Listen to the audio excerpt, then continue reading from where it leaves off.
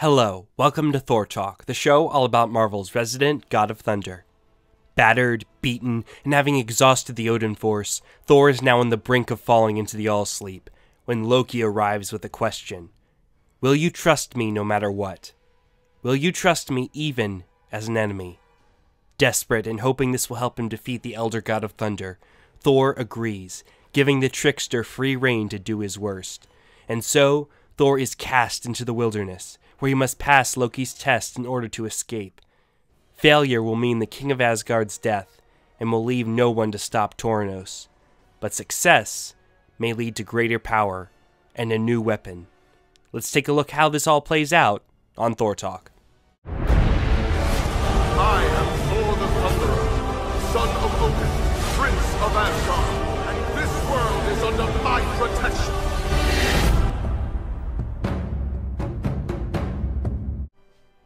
The Immortal Thor number 3 was written by Al Ewing and was published in October of 2023. The issue begins with stanza 26 from the Eddic poem Havamal. A foolish man thinks he knows everything if placed in unexpected difficulty, but he knows not what to answer if to the test he is put. Havamal, or the Sayings of the High One, is a collection of wise sayings attributed to the god Odin. Essentially, it's a book of wisdom from the god of wisdom. This is a bit of an odd translation for stanza 26, but it's essentially talking about how some people, fools, think they know everything, and they can keep thinking that up until they're tested by people who actually know more than them. For example, someone can read an article or watch a video, and then go on thinking they know everything about that subject. But the moment they encounter people who know more than they do, it becomes very clear how little they really know. However, if you're not a fool, learning that one doesn't know everything can also be the first step to becoming more wise and knowledgeable. This stanza was chosen for this chapter to describe Thor and his belief that he had a full grasp of the power he had at his disposal.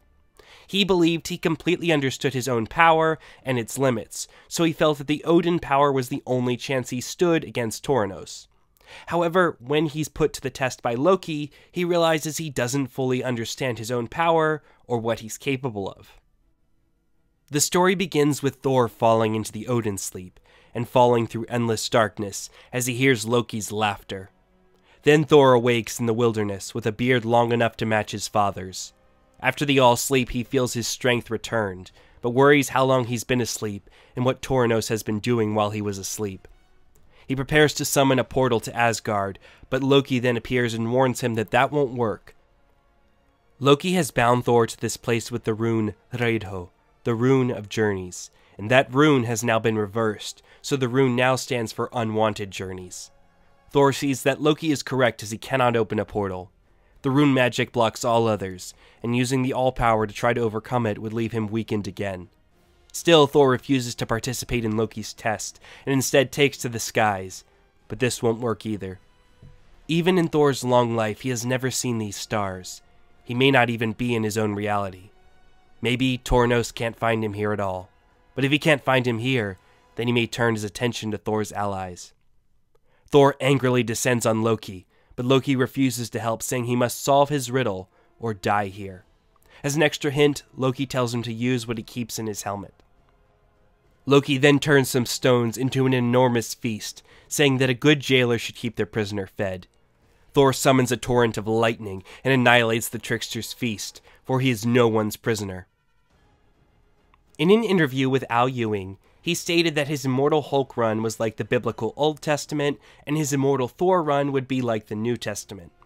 While this had seemed to be mostly related to the tone of the two stories, Loki's test for Thor in this issue is a clear allusion to the story of Satan testing Jesus found in the New Testament. Thor, like Jesus, is taken to the wilderness where he is tempted by a trickster, but he must resist the temptations if he is to succeed and ascend. The comparison becomes more clear each time Loki tempts Thor, even if there are some differences. In the Gospels, Satan preys on Jesus' hunger as he suggests that Jesus should turn the stones into bread, but Jesus refuses and rebukes the devil. Loki turns the stones into a feast for Thor and suggests that he eat, but Thor refuses and destroys the feast. Their situations are a bit different, so their temptations are different as well. Thor's main goal is to escape as soon as possible so he can save his loved ones from Toranos, so his temptation is to eat the meal already provided for him, to forget his problems and enjoy a meal in a place that Toranos will never reach. By destroying the feast, he rejects abandoning his responsibilities. Having been bested in the first temptation, Loki flips his staff that has Reidho carved on it and slams it into the ground, disappearing. Thor roars at Loki's disappearance, and he rages at the thought of the havoc that Toranos is unleashing on others while he's away. His fury creates a massive storm that rages until there is no rage left within him. Having cooled off, Thor looks upon his work, how he did war with a garden of flowers and reduced it to crystals. It has not brought him closer to escape. In the past, Mjolnir would grow heavy in his hand, or Odin would scold him. But now Thor must scold himself. Some hard labor would be a fitting punishment. He ponders Loki's hint to use what he keeps in his helmet. His helmet contains good Asgardian steel, steel that may be shaped. Lightning came to heat the metal. Then the mighty hammer, the crusher of legend, that Thor could wield more expertly than any smith who ever lived. Hammer met steel until Thor liked its shape, and rain cooled the metal. Then Mjolnir was used as a whetstone to sharpen that weapon until it was as sharp as thought, and sharper still. When the axe head was done, Thor gave it a name, Tormod. Personally, I thought Loki was just telling Thor to use his head, but apparently not, and I'm glad Thor came to a different conclusion because I really enjoyed this sequence. Seeing Thor forge a weapon of his own with Mjolnir and the storm itself was really cool to see. It feels like something truly born from Thor's own power, which is of course the point. I particularly like the detail of Thor using Mjolnir as a whetstone, as whetstones are all over Norse poems and sagas. Which makes sense, because if you're reading the Immortal Thor, it's clear Al Ewing has been reading a lot of them. The axe head clearly resembles Mjolnir from the Ultimate Universe, but it also has another inspiration, as we'll see later on. Thor names it Tormod, which comes from the Old Norse Thormodr, meaning Thor Rage, but some translations say it means Thor Mind. It seems Thor was aiming for the latter translation, as he hopes his mind will be as sharp as the axe. Thor uses the axe to shave his beard, which has two purposes. The first is to test the blade, and the second is to see how long it takes to grow back. If Thor's beard grows back abnormally quickly, then Thor will know he has not been here that long, and the beard was just a side effect of this place. I liked this little moment for Thor, which shows some clear cleverness for the god of thunder. However, Loki suddenly appears and begs Thor not to slit his own throat out of desperation. Thor tosses Mjolnir at the trickster, who avoids it by turning into a swarm of butterflies, and warns Thor that he can't just hack his way through this Gordian knot. Here, Loki is referencing the legend of the Gordian knot, wherein Alexander the Great was faced with a complex knot and tasked with untying it. Alexander simply cuts through the knot with his sword, showing that a seemingly complex problem can be solved by the simplest solutions. It's a pretty well-known story, but these little references to history and mythology really make the Immortal Thor feel like an actual myth from our world. Loki does offer Thor a solution to his problem, though. He is the King of Asgard and a great warrior. Surely he deserves Valhalla, and once he was in Valhalla, no one could stop him from walking out. He should slit his throat, for though he would fall, surely the Valkyries will catch him.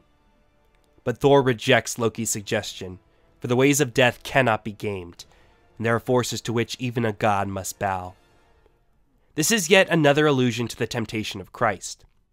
Satan takes Jesus to the top of the temple and tells him to cast himself off, for if he is the Son of God, then surely the angels will catch him. Jesus rebukes him, saying, "You shall not put God to the test." Both tricksters are appealing to their opponent's pride and confidence in their authority. Loki builds up Thor as one who is guaranteed Valhalla, and as one with such authority that he could leave it the moment he got there, since he is the Allfather. Loki is not just appealing to Thor's pride as a warrior, but tempting him to continue to rely on the Odin Force rather than continue to use his own power. Valhalla is Odin's hall, so Thor, being the current King of Asgard, should have the authority to just come and go as he pleases. But Thor, like Jesus, recognizes there is clear folly in this course of action. Death is not something to be trifled with, and he has no guarantee that what Loki says will occur. This particularly makes sense for Thor, as he has died on multiple occasions and he doesn't always go to Valhalla. Thor sees another solution to his problem, as he shatters the Reidho rune on Loki's staff, trapping them both. Loki tells Thor that no trick of his own will save him, but the tools are in his hands. Loki reforms the rune and strikes the staff on the ground, disappearing, leaving Thor to ponder. Thor resolved to trust Loki as an enemy, and each taunt is a clue. Reidho is the key. It is a rune of Thor's own name, which is why it has such power over him. What Thor means here is that Reidho is literally used to spell Thor's name in Elder Futhark runes, which is why it has such an effect on him. The tools are in his hands. He need only put them together. Thor journeys to a forest that did not feel his wrath. A branch made a stout handle, river reeds made strong bindings, and Tormod was fully born. Tormod the keen edge, Tormod riddle solver, Tormod the first of three. Then Thor selected a tree, a young oak, out of place in such a strange forest, and felled it with a single blow, upon which Tormod returned, as though Mjolnir would have, for 'twas the All-King's creation, and bore his magic. So here, Tormod assumes its completed form, and we can see its main inspiration was the MCU's Stormbreaker, at least in its current form. If we look at the preview from the 2023 Thor Annual, we can see Tormod has a very different design.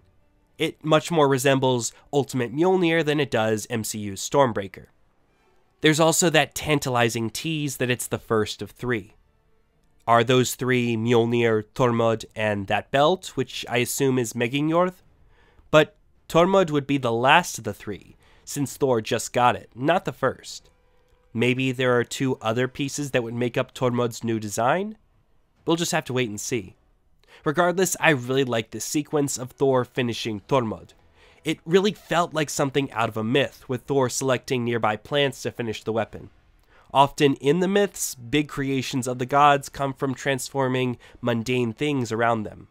For example, Odin and his brothers made the first humans from logs of ashen elm that washed up on shore. Also, I really like the detail of Thor using an oak tree, since oak trees were sacred to Thor due to the fact that they're struck by lightning more than any other species of tree. Thor then takes the oak tree and uses Tormod to carve the tree into a staff. Loki always arrived from behind, but always was in front of Thor when he disappeared. This was to show Thor how the rune staff worked. Thor's tricks won't succeed, but Loki's will if Thor makes a Reidho staff of his own, and strikes it on the ground. Suddenly Loki appears and calls Thor a fool for thinking that he could solve this riddle whittling a stick. He has failed and he will die. But Loki will give Thor one last chance. Give Loki the throne of Asgard and swear to serve him forever. Do this and Loki will allow Thor to live. But this is all Thor needed to know that he was right. For any Loki who says they want the throne is a liar. The riddle is solved, as Thor unreverses the Reidho rune and stamps his cane on the ground, finally freeing himself. This is the final temptation, and the final allusion to the temptation of Christ. Satan takes Jesus to a high place, where all the kingdoms of the world can be seen, and offers him dominion over all of them if Jesus will bow down and worship Satan. Jesus once again rejects him, and Satan departs. Here, Loki tells Thor that he is wrong, and agreeing to make Loki King of Asgard is the only way Thor will survive. This is Loki tempting Thor to forget the lesson that he just learned and doubt himself. Instead, Thor pushes onward and refuses to doubt himself and his own power. I will say that Thor's claim that any Loki who says they want the throne is a liar doesn't really seem accurate. I know that Loki has been through a lot of character development lately, especially with Ewing, but there have been many, many times where Loki genuinely wanted the throne in multiple forms of media as well. Regardless, Thor passes Loki's test and finds himself on the moon, and sees that no time has passed, and yet Thor still feels renewed from taking the all-sleep in the wilderness. Thor angrily questions Loki, who explains that this test was to teach Thor a lesson he needed to learn, and to help him acquire a weapon he'd need in the future. The weapon was Tormod, and the lesson was that the All-Father's power alone cannot guarantee victory. Instead, he must use his own might and have a quick mind to apply it properly. The solution to Toranos is in reach, but Thor will need allies that share the necessary experience. Though Loki may upset his first recruit, if Thor is to have her aid, he must speak to Storm, the goddess of thunder, alone. Storm may seem like an odd pick for Thor to recruit, but a look at December's upcoming 5th issue will show what Thor has in mind. He plans to form a new Thor Corps made up of people who have used Thor's power over the years. Loki's test taught Thor that his own power was the solution to the Toranos problem, so it seems this is a part of Thor's plan to apply this lesson. I'm curious to see what happens, and how Thor is going to find Mjolnir replicas for Jane and Loki. Regardless, I once again really enjoyed this issue. Martin Kokolo's art continues to constantly be a highlight of this series, and he's quickly becoming one of my favorite Thor artists. I really had no idea what we'd be getting with Loki testing Thor, but Thor paralleling the temptation of Jesus Christ from the New Testament was absolutely not on my radar. Yet again, I really like seeing all these references and parallels. It makes the story feel bigger and more like those older stories that it references. Yet Ewing never loses Thor in this Norse variant of a New Testament story. Thor doesn't rebuke Loki with passages of Havamal, and he actively tries to fight him, which is something Jesus wouldn't do. It's still Thor, and him being in a Jesus story doesn't change him. It does force him to be smarter, and to go on a sort of spiritual awakening. When his rage subsides and he sees that brute strength did nothing, he's forced to reach down deep within himself. He forged Tormod completely on his own. He uses his own helmet, his own skill, Mjolnir, and the storm itself. It's something that comes completely from him, and I really liked that. Tormod does seem to be Thor essentially getting MCU's Stormbreaker, but I'm curious how he will use it in the future, and how it will differentiate itself. The Immortal Thor continues to impress, and I don't think it's going to slow down anytime soon. Well, that's all for this episode of Thor Talk. I hope you enjoyed it and the issue. I apologize it's a little later than usual. I have been sick lately. That's also why there wasn't a live reaction, but I'm feeling a bit better now. I hope I sound a bit better too. Anyway, I hope you all have a great Halloween if you're watching this about when it came out, or if you're watching this about a year or two from when it originally came out. Regardless, I hope you have a great day. With that being said, see you next time on Thor Talk, where You'll behold in breathless wonder.